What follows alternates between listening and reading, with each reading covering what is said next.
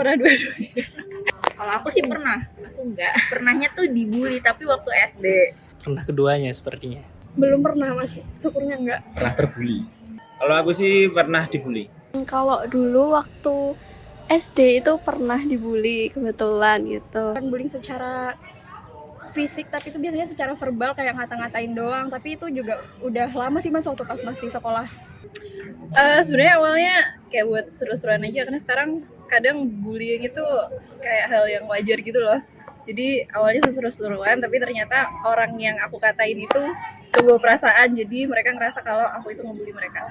Kurang sih, karena ya itu buruk lah, perilaku buruk, karena ya menimbulkan efek negatif buat terutama yang terbuli, ya bisa terjadi trauma dan sebagainya.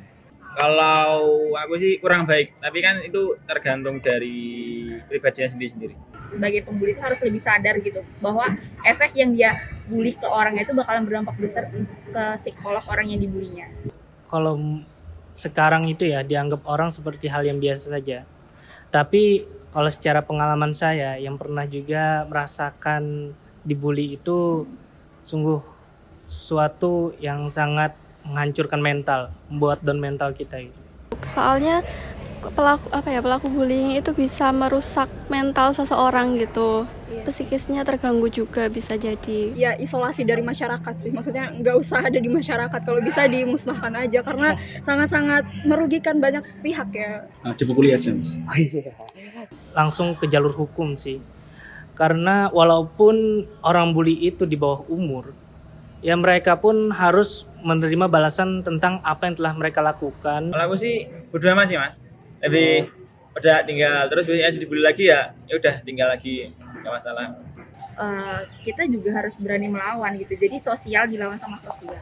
Menurut aku sekarang kita harus lebih aware lagi terhadap bullying ya. Kadang kita ngucap dikit aja itu bisa berakibat fatal ke orang-orang menurut kita biasa aja, tapi buat mereka itu fatal banget dan berakibat sama mentalnya orang tersebut gitu. Jadi menurut aku dimanapun kita berada, dengan siapapun kita harus hati-hati sama apapun yang kita ucapkan dan kita lakukan.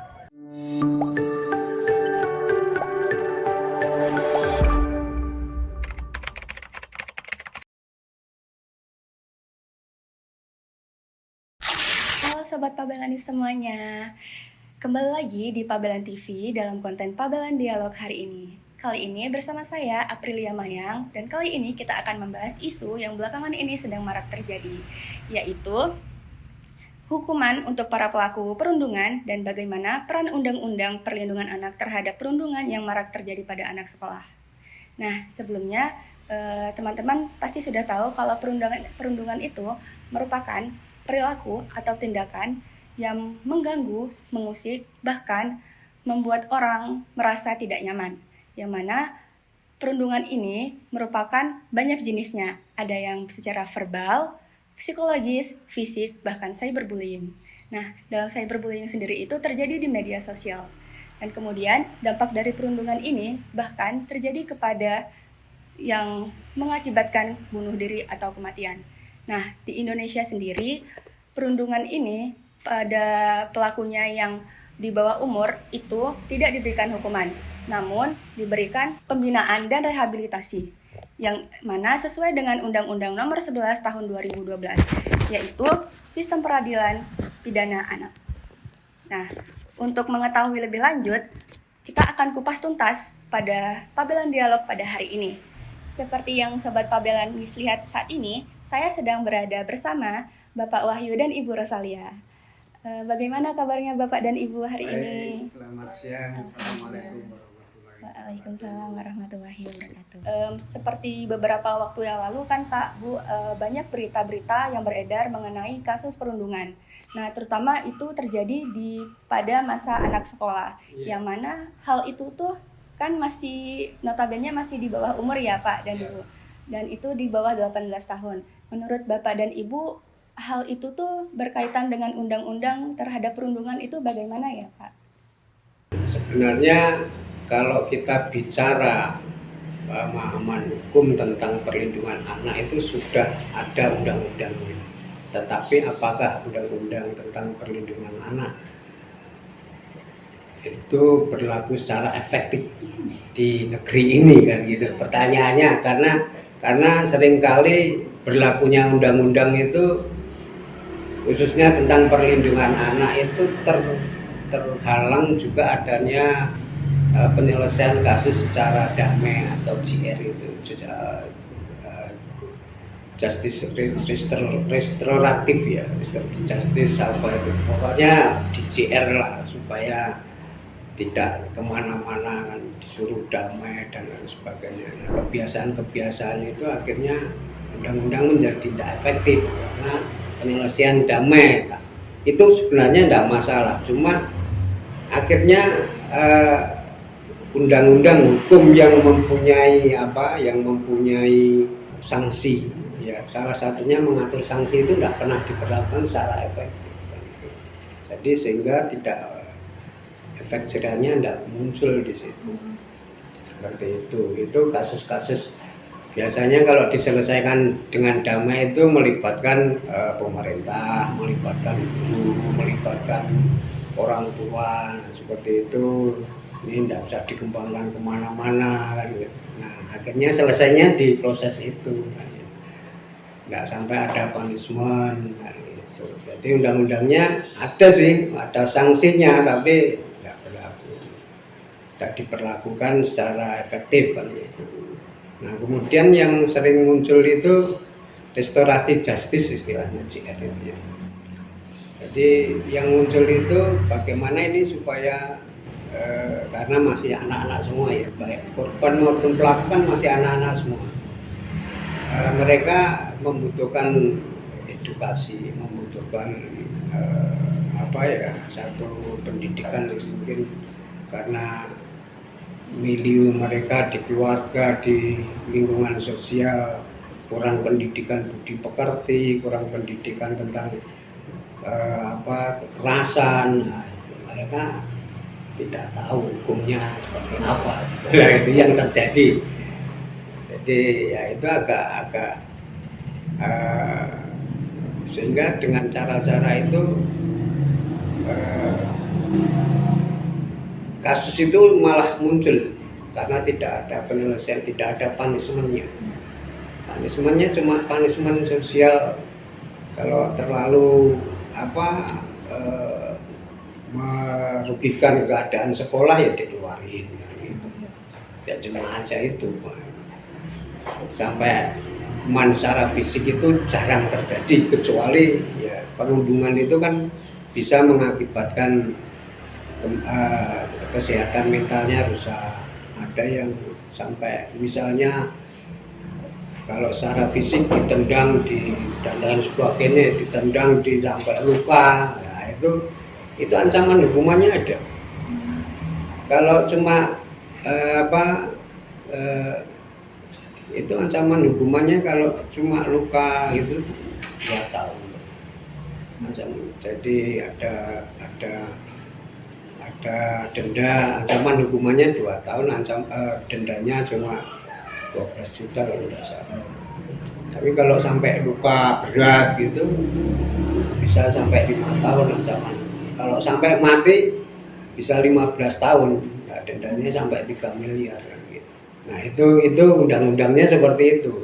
Apalagi kepada korbannya rasa amannya juga kurang didapatkan berarti Pak. Penyelesaiannya istilahnya edukasinya kurang. Tidak nyaman misalnya korbannya ya misalnya diobatkan atau dipindah sekolah, itu kan juga nanti di sekolah lain ya kalau sedang marah seperti ini kan juga susah. Nah, ini kadang-kadang yang membuat penyelesaian terhadap masalah perlindungan ini tidak maksimal menurut saya. Anak itu menjadi baik itu harus dimulai dari keluarga yang baik, ya, dari masyarakat yang baik, dari lingkungan yang baik. Kalau semua tidak baik atau tidak baik-baik saja ya pasti ya mungkin orang tuanya divorce, terus ya sering cekcok di hadapan anak, terus Kalau anak rewel kasih HP aja, suruh lihat HP kan gitu. Itu kan pendidikan yang nggak bagus. Nah, tidak dimana seorang anak jadi pekertinya, akhlaknya jadi ikut rusak kan gitu. Karena lingkungan awal itu nggak baik. Jadi pertama itu sering anak itu jadi korban dari lingkungannya sendiri.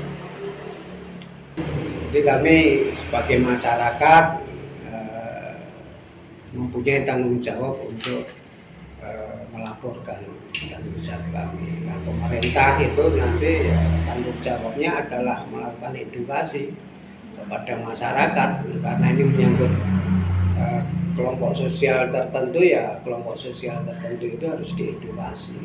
Baik Bapak, tadi kan Bapak ada menyinggung Pak peran masyarakat terhadap implementasi perundungan itu terhadap Komnas Perlindungan Anak. Itu tuh bagaimana Pak?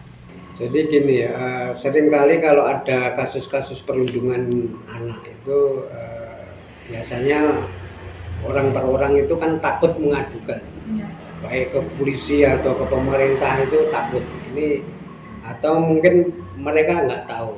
Nah, biasanya mereka tanya kepada orang-orang yang terdekat, kemudian nah kalau ada Komnas, mereka mengadunya ke Komnas biasanya.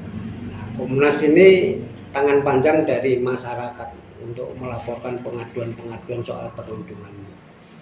Khususnya Komnas Surakarta ini, Komnas Anak Surakarta ini membackup atau mendampingi orang tua yang anaknya jadi korban perundungan. Jadi, nah ini Komnas Anak. Gitu. Jadi kalau kaitan misalnya itu beda dengan KPA ya, itu KPA itu lebih ke tangan panjang pemerintah. Kalau ini semacam NGO, LSM, Komnas Anak di Surakarta ini orang-orang yang bekerja secara sosial. Jadi bedanya seperti itu. Kalau KPAI lebih mendapat dan support dana dari pemerintah, kalau kita enggak, kita lebih ke mandiri, jadi swadaya sendiri. Jadi enggak ada yang istilahnya membayar kita, karena semua volunteer. Kalau Komnas itu volunteer.